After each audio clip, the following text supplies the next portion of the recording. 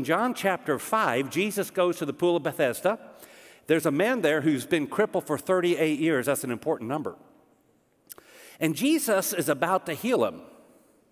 But first he asks the question, do you want to be healed? Now, Martin Luther King was getting ready to preach on this back in the early 1950s. And he was sitting there wondering about what kind of question that happens to be. Actually, King's, many of his sermons, there's hundreds of sermons and his sermon notes surviving online, some very rich material. So King says, it's odd that Jesus should ask a man who's been crippled for 38 years, do you want to be healed? I want to read to you what he says. He says, actually, it's not such a strange question, for there are some advantages, I'm quoting now, to being a cripple. A cripple's not expected to work. He need carry no responsibility. He does not have to stand up to the pressure and demands of life like the well man. His friends are very tender. They wait on him, eagerly fulfilling his every wish. Hence, it happens occasionally that sick people unconsciously fall in love with being sick. They feel, subconsciously of course, that the advantages of being sick are more to be desired than the disadvantages of being healthy. Some people do not get well because deep down, they don't want to. And so he asks this question in his sermon. It's the question I'm asking. Are you prepared to accept the consequences of being a well man? So at the beginning of this series, I asked you to write down 3 areas where you wanted God to strengthen your obedience in the year 2021.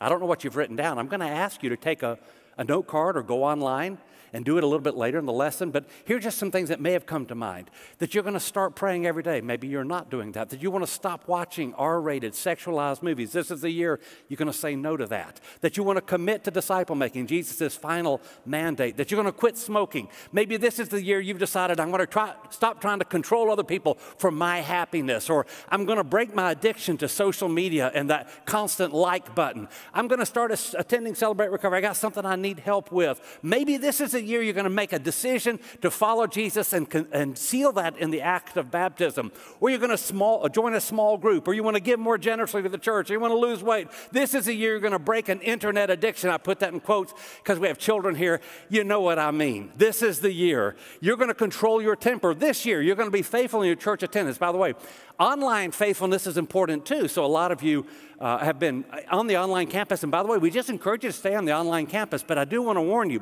that sometimes it's not very far from pajama church to Netflix. So make sure that you stay in your pajamas and stay with us on Sundays. This is the year you're going to honor your parents even when maybe they don't seem all that bright. This is the year you're going to rejoice in the Lord always. What I want you to see is that this is a year for us to discover again the beauty of obedience. And I don't want the sermon on Deuteronomy to be just a sermon about the late Bronze Age. It's written for us. This book is written for us so that you can discover the beauty of obedience in your life. And if you hear the book of Deuteronomy and fail to obey God, not only have I failed you as a preacher, you're worse off than if you had never heard it.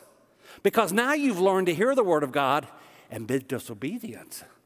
So what are the 3 areas where you intend to grow in obedience to God? And let me tell you one reason why a lot of us haven't grown. So this is true for me. I told you I'm going to probably tell you mine at some point. I can't hold it in. Maybe not today. But the reason many of us have not grown in our obedience is because we like our disobedience. And that's what we have to be honest about. We like our addictions. We don't do our addictions because we don't like them. We do them because we like them. We like our secret sins. We like trying to control other people, or we like being dishonest, or we like that sensual indulgence of watching whatever you want to watch on, again, Netflix to pick on somebody. And so what we have to cultivate is trust that God's way is better than our way in the long run, and that God will give us the strength to do what he commands us to do. Trust is the critical factor in obedience. Look, it's hard enough to obey God when you trust him. Because so many of his commands are countercultural to us. They don't seem normal in a broken world. For example, turning the other cheek doesn't seem normal. Even when you love Jesus, it doesn't seem normal. But when you don't trust God, obedience is impossible. So what I want you to see in this book of Deuteronomy today, towards the end of the first chapter and into the second chapter, is that trust will become the critical factor for your ability to obey God. And when you obey God, He'll give you the land of promise. Hey, I'm John. And I'm Abby, and we are the hosts of Boulevard Online. Hey, thanks for watching this video today. If you enjoyed it, give us a big thumbs up by hitting the subscribe button right down below.